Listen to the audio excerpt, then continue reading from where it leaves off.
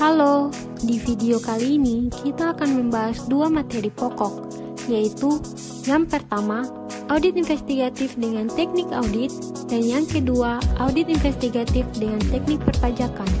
Dan semuanya ini akan dibahas dalam 10 sub pokok materi. Materi yang pertama, teknik-teknik audit. Teknik audit adalah cara-cara yang dipakai dalam mengaudit kewajaran penyajian laporan keuangan. Hasil dari penerapan teknik audit adalah bukti audit. Ada 7 teknik audit, yakni yang pertama, memeriksa fisik, yang kedua, meminta konfirmasi, yang ketiga, memeriksa dokumen, yang keempat, review analytical, yang kelima, meminta informasi lisan atau tertulis dari auditi, yang keenam, menghitung kembali, dan yang ketujuh, mengamati. Dalam audit investigatif, teknik-teknik audit tersebut bersifat eksploratif, mencari wilayah garapan atau probing. Misalnya dalam review analytical maupun pendalaman, misalnya dalam konfirmasi dan dokumentasi. Teknik-teknik audit relatif sederhana untuk diterapkan dalam audit investigatif. Sederhana namun ampuh.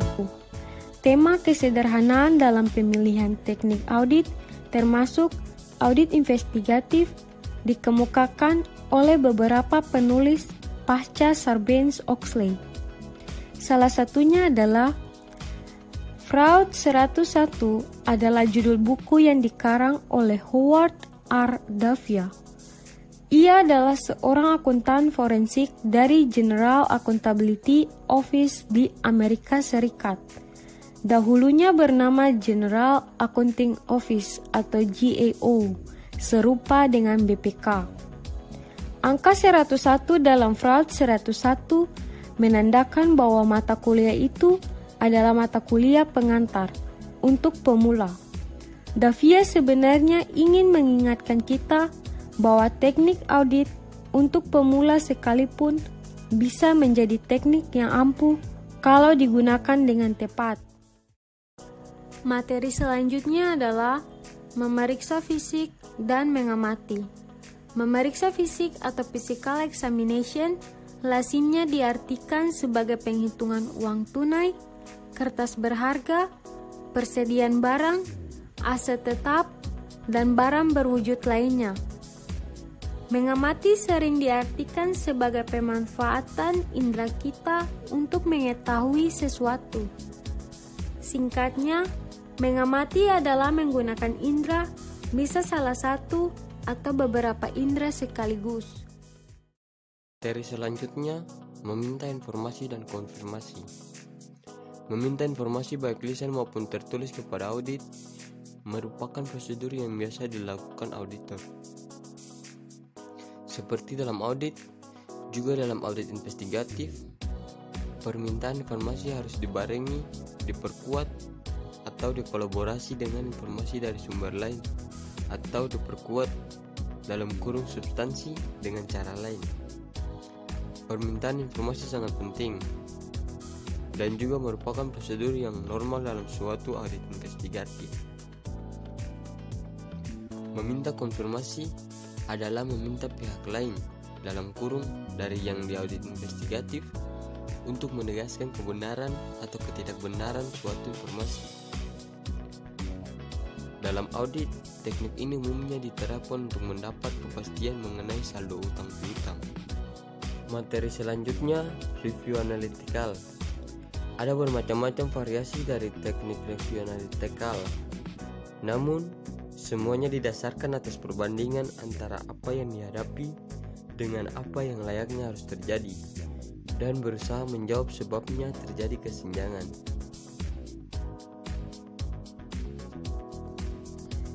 Materi selanjutnya, menghitung kembali. Menghitung kembali atau reperform tidak lain dari mengecek kebenaran perhitungan dalam kurung, kali, bagi, tambah, kurang, dan lain-lain. Ini prosedur yang sangat lazim dalam audit. Biasanya Tugas ini diberikan kepada seseorang yang baru mulai bekerja sebagai auditor, seorang junior auditor di kantor akuntan. Dalam audit investigatif, perhitungan yang dihadapi umumnya sangat kompleks, didasarkan atas kontrak atau perjanjian yang rumit. Mungkin sudah terjadi perubahan dan renegosiasi berkali-kali dengan pejabat dalam kurung atau kabinet yang berbeda. Perhitungan ini dilakukan atau disupervisi oleh investigator yang berpengalaman. Net worth method. Net worth method diterapkan oleh kantor pajak Amerika Serikat atau IRS. Pemakaiannya bisa ditelusuri kembali ke tahun 1931 ketika IRS berhasil menjaring Alfonso Capone. Sejak Kongres menggunakan RICO Aciti pada tahun 1970. Penggunaannya diperluas untuk menemukan indikasi illegal income dari organized crime atau kejahatan yang diorganisasi seperti mafia, triad, dan lain-lain. Net worth method untuk audit investigatif. Pajak ingin membuktikan adanya PKP yang belum dilaporkan oleh wajib pajak. Untuk organized crime yang ingin dibuktikan adalah terdapatnya penghasilan yang tidak sah, melawan hukum, atau illegal income. Net worth method untuk perpajakan. Di Amerika Serikat, di mana net worth method diterima sebagai cara pembuktian tidak langsung, dasar penggunaannya adalah kewajiban wajib pajak untuk melaporkan semua penghasilannya atau sebagaimana didefinisikan oleh undang-undangnya dalam tax returns mereka. Ketentuan serupa juga berlaku di Indonesia, di mana wajib pajak diwajibkan penghasilannya secara lengkap dan benar dalam SPT atau Surat Pemberitahuan Tahunan, dalam hal ini SPT PPH. Net worth method untuk organized crime. Dengan rumus yang hampir sama, kita dapat menentukan illegal income seperti disebutkan tadi. Di Amerika Serikat, metode ini digunakan dalam memerangi organized crime. Di Indonesia, pendekatan ini dapat digunakan untuk memerangi korupsi. Ketentuan perundangannya sudah ada, yakni laporan mengenai kekayaan pejabat. Materi selanjutnya, expenditure method. Expenditure method yang merupakan derivasi atau turunan dari net worth method digunakan IRS sejak tahun 1940-an ketika RICO Act diundangkan dalam tahun 1970.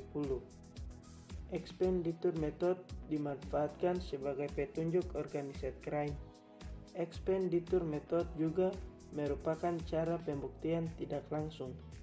Expenditure method juga dimaksudkan untuk menentukan unreported taxable income. Expenditure method lebih cocok untuk para wajib pajak yang tidak mengumpulkan harta benda tetapi mempunyai pengeluaran besar atau mewah. Expenditure method adalah derivasi dari net worth method, namun perlakuan terhadap aset dan kewajibannya berbeda. Misalnya, dalam net worth method, penyidik akan tercantumkan saldo akhir kas dan bank. Dalam expenditure method, hanya perubahannya yang diambil, atau kenaikan atau penurunan kas dan bank. Hal yang sama juga berlaku untuk persediaan barang, piutang, utang, dan pinjaman bank. Depresiasi, amortisasi, deflasi, deferred gains, dan semacamnya juga diabaikan dalam expenditure method. Ini sebenarnya merupakan hal yang elementer untuk seorang akuntan. Materi yang terakhir, penerapannya di Indonesia. Metode tersebut diterapkan oleh kantor pajak atau IRS di Amerika Serikat untuk memberi petunjuk adanya penghasilan yang belum dilaporkan.